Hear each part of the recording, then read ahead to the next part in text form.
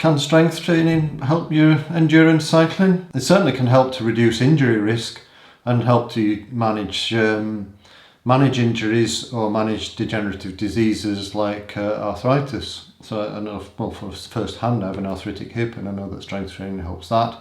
And I coach an elite road cyclist who's now into ultra endurance events, and she's found a huge improvement. She has arthritis in her knees, and the strength work's really helped that. It can help endurance, help manage injuries. In theory, it can help with high-end powers. If you can apply more force or the same force more quickly, then obviously that helps you high-end your sprinting ability if that's something that you need to improve. And of course, for those of us that are getting older, it can help reduce the loss of muscle mass. However, it's, like everything, there's a compromise.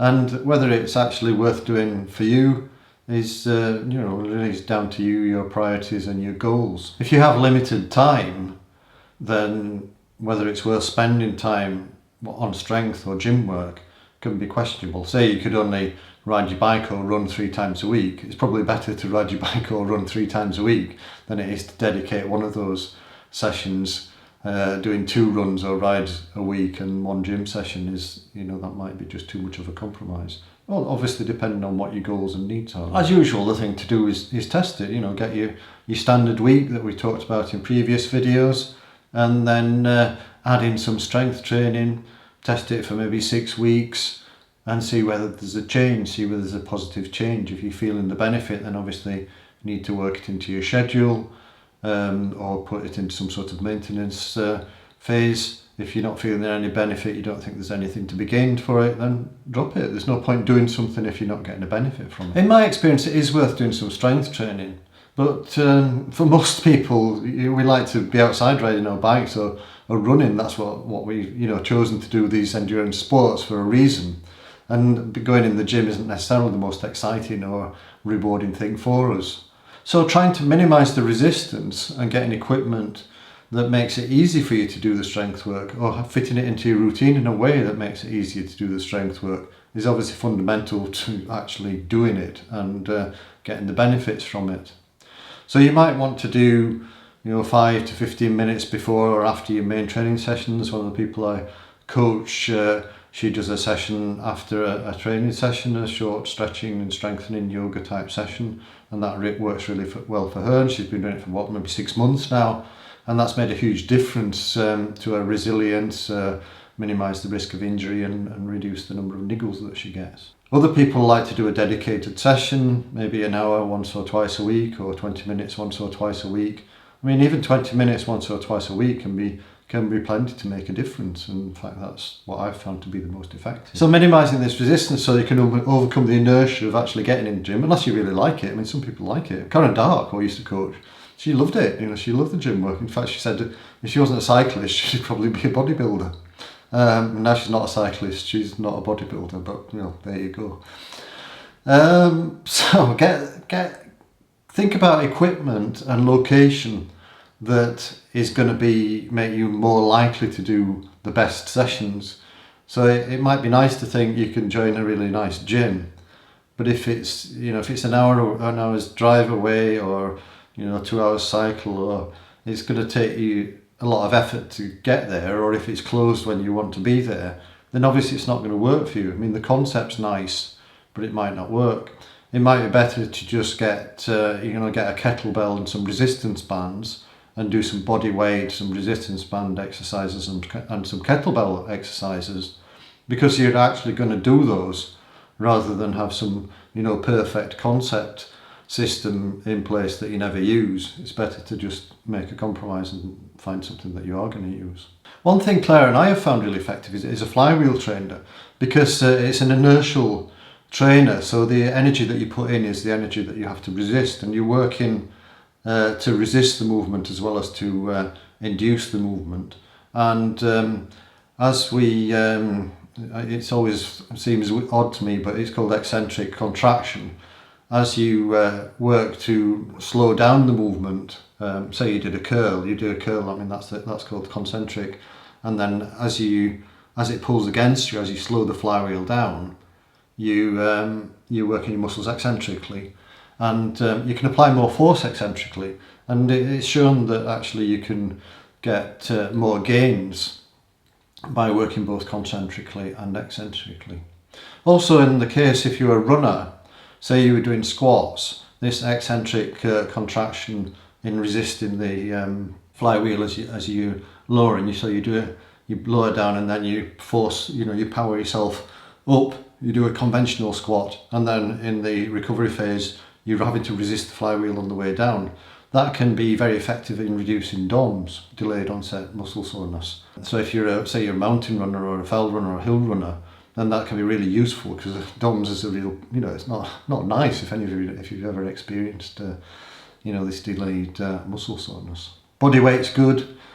Free weights are really good because you've got the proprioception, you've got to balance yourself while you're using the weights. Obviously they're a bit more dangerous, there's a bit more injury risk associated with them.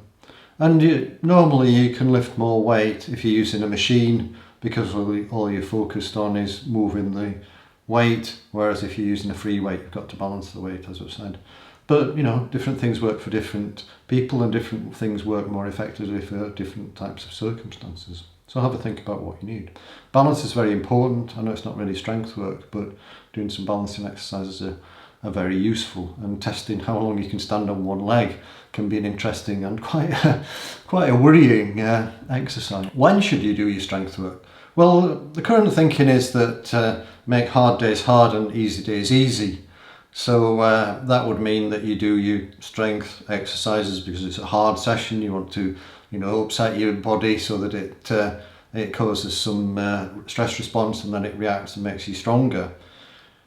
So you should do that on your hard day, your strength work on your hard day. So you might do it on the same day as your interval session. It's probably not a good idea to do it on the same day as your endurance day, because you're probably increasing the risk of injury a bit. But if you do it on the same day as your interval session, it's the same type of exercise.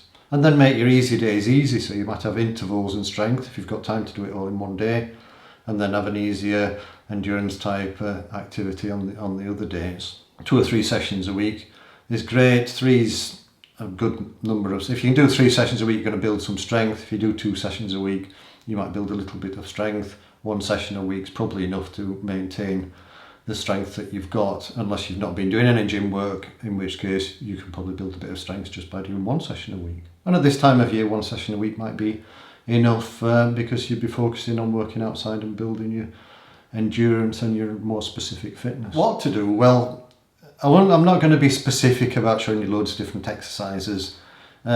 Keep it simple is important. Just unless you're really into strength work and gym work, in which case this video might not be much use to you anyway, then it's better to just keep it simple, fit it into your routine so it enhances your routine, and just do maybe 3 to 5 exercises. It's good to do a pull, like a curl or a bent over row or something like that.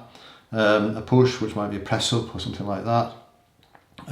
What they call a hinge, which could be an RDL, Russian deadlift, which you can do either with, look these up on the internet, or have a look on the internet, because I'm not very good at demonstrating these things. I'm not the most flexible person in the world. So it's better to check out and find a video, like a YouTube video, that helps you understand how it's supposed to work, rather than me trying to explain these exercises.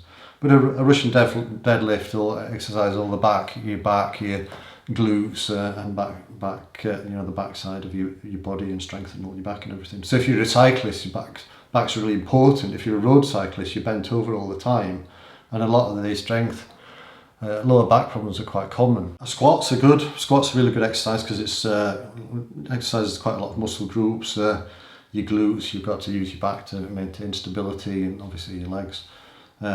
So that's a good thing to have involved. Some sort of plank or core type exercise, and some sort of twisting exercise. To keep the duration of your gym session to something sensible, if you focus on exercises that use more than one muscle group, so like squats I mentioned is a good one. I quite like an exercise called chop and lift. So you can do that, what's called an inline chop and lift, where you put one foot in front of, you kneel down with your rear leg and you put your front foot in line with your kneeling leg, and then you sort of lift. You can use it with a kettlebell, that's what I usually do. You lift and then lower, and and that's like a pull and a push and a twist. So that covers lots of things. If you do that in a squat and maybe, you know, a plank or press ups, then that can be, you know, that could be 3 exercises. How heavy? Well, obviously initially you don't want to be lifting anything very heavy because of the risk of injury. But as your techniques improve, then you can build up to heavier weights and focus more on building the strength rather than just the technique. But obviously you still have to try and maintain a good technique. And about an RPE of 7 or 8 is a good number to aim for. You don't want to be lifting to your maximum, partly because there's a risk of injury, partly because there's a risk of DOMs afterwards. You might not recover quickly enough to do your main sport. So you don't want to be at your max, you just want to be working hard, so it causes a stress that your body then responds to. In terms of sessions, I like a protocol that I got off a chap from, he used to work for British Cycling, and he did a presentation at the Training Peaks conference in Manchester quite a few years ago now. And he had a really nice protocol. I like simple protocols. It makes life easier, and it's easier to remember and easier to understand. So you do 8 sessions where you'd increase the number of repetitions. So you might start with 3 sets of 6 and end up with 3 sets of 15 over your 8 sessions. So if you're doing 2 a week, that'd be 4 weeks. And then you'd drop back a bit to maybe doing 3 sets of 8, and you'd increase the weight. So you'd increase the weight over your 8 sessions. So 4 weeks of building the weight. And then you stick at that weight and you try and do it a bit faster, and that's what he called increasing the density. So you try and do the reps a bit faster, move the weight a bit faster, and that would be increasing your power. Because the faster you move the weight, the more it works on your power. In fact, if you want to work specifically on power, actually reducing the weight a little bit can be quite effective. So you then do your 8 sessions of higher, increasing the density, reducing the recovery time between sets, and then you get back to the start. But because you're stronger and fitter, you start in your 3 sets of 6 building up to 3 sets of 15 you're doing with bigger weights. Or you might change the exercises that you do to create a different stimulus. So you've got a routine that then takes you 3 months to do, and it's nice and simple. You can make adjustments every 12 weeks, make some progression, test it, see how well it fits into your program. 3 months fits quite nicely into a periodization plan. You might aim for 3 sessions a week in your 3 months from October, November, December. If you're in the Northern Hemisphere, you sort of build into your base period, 2 sessions a week after that. So that will be January, February, March. Maybe do another 12-week period if you. It depends on if you've got a sort of late event, but if you've got an early event, you might then switch to a maintenance period of 1 session per week for April, May and June, and into your competition season. So I like it anyway. It works quite nicely. Keep it simple. Make sure do something that works for you, because it's probably going to be a useful thing to do. Don't overcomplicate it, and make your hard days hard and your easy days easy. Hopefully that helps, and I'll see you in the next video. Bye.